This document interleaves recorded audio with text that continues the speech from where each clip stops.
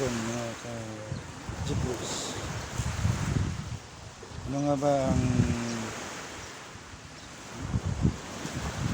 papagaling sa dagat? Una ay ubo, sipon, at sugat ng ating sa ating mga katawan. Hugasan ng sugat sa magitan ng maalat sa dagat.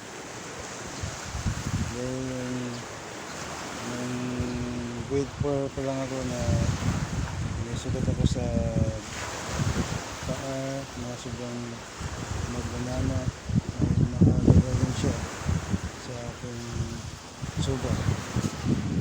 Grade 4 pa lang ako.